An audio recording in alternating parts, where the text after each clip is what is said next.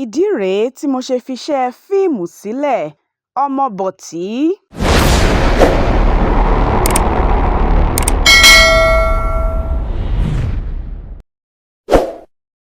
Arábìnrin òṣèré tíátà tó gbajúmọ̀ fún àwọn ipa rẹ̀ nínú fíìmù àgbéléwò Bíọ́dún Òkè-owó tí gbogbo èèyàn mọ̀ sí Ọmọborty ló ti bọ́ sí gbangba ayé báyìí láti sọ ìdí rẹ̀ gangan tóun ò ṣe ṣe fíìmù àgbéléwò Yorùbá tá à ń pè ní Nollywood mọ́.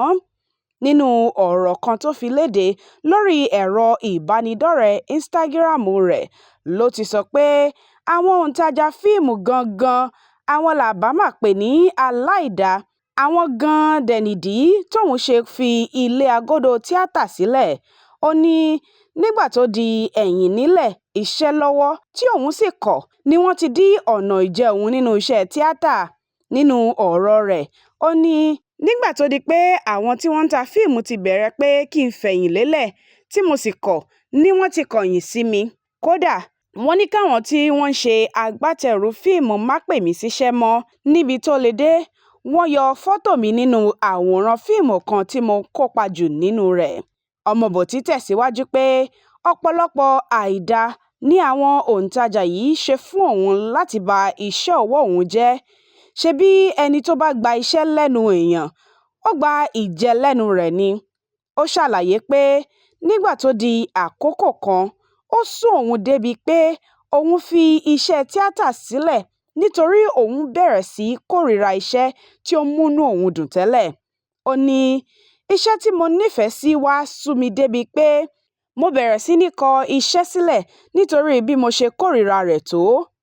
Ọ̀rọ̀ yìí ọ̀rọ̀ ọjọ́ míì ni, ṣùgbọ́n ká ṣáà máa dúpẹ́ nítorí Olúwa ti jà fún mi, mo dẹ̀ ń gbé ìgbé ayé dáadáa, ṣùgbọ́n Ọlọ́run á dájọ́ oníbi gẹ́gẹ́ bó ṣe ń dájọ́ àfẹ̀yìnpẹ̀ràn. Bíọ́dún Òkè-owó tó bẹ̀rẹ̀ iṣẹ́ tíátà ní ọdún 2006 ló ti kúrò nídìí iṣẹ́ fíìmù fúngbà díẹ̀ báyìí. Ṣùgbọ́n ní bí oṣù mélòó kan sẹ́yìn ló sọ fún àwọn olólùfẹ́ rẹ̀ pé òun ti ṣetán láti padà sídìí iṣẹ́ fíìmù láti máa ṣe agbátẹrù pẹ̀lú ìbẹ̀rẹ̀ YouTube. Nígbà tí wọ́n fi àríwísí wọn hàn, àwọn olólùfẹ́ rẹ̀ kan rọ̀ láti dárúkọ àwọn oníṣẹ́ láabi ọ̀hún kí ìyà tó tọ́ lè jẹ wọ́n, kí àwọn èèyàn tí wọ́n dẹ̀ ń bọ̀ lẹ́yìn náà lè dá wọn mọ̀ torí àti lè ṣọ́ra. Ìgbà tó ń fèsì sí yẹn lórí ẹ̀rọ Instagram rẹ̀ lánàá òde yìí lòun gan ti ń béèrè lọ́wọ́ àwọn olólùfẹ́ rẹ̀ bóyá wọ́n fẹ́ kí òun dárúkọ lóòótọ́, èyí tó tẹ̀lé ìpè táwọn kan pè láti mọ àwọn tí wọ́n lé nídìí iṣẹ́ náà.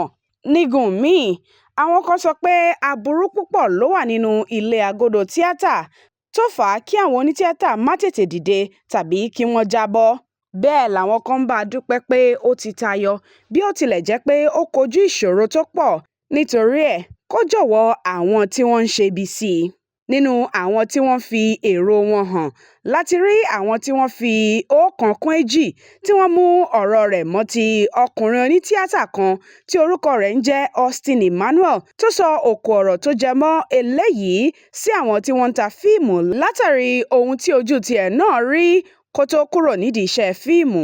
Nínú ìfọ̀rọ̀wérọ̀ kan ló ti fi ọ̀rọ̀ náà léde pé àwọn kan lé òun kúrò nínú iṣẹ́ tíátà nítorí wọ́n ń dìtẹ̀ òun. Ní báyìí ó ń jọ pé ẹ̀tanú àárín àwọn onítíátà, àwọn òǹtajà fíìmù àtàwọn tó ń ṣagbátẹrù fíìmù ò lè tán títí. Ǹjẹ́ ẹ rò pé òpin lè dé sí báyìí? Ẹ lè fi àríwísí yín sínú àpótí àwílé. Tolúwalékè Àlí ló ń jábọ̀ ròyìn fún Tàfàájì.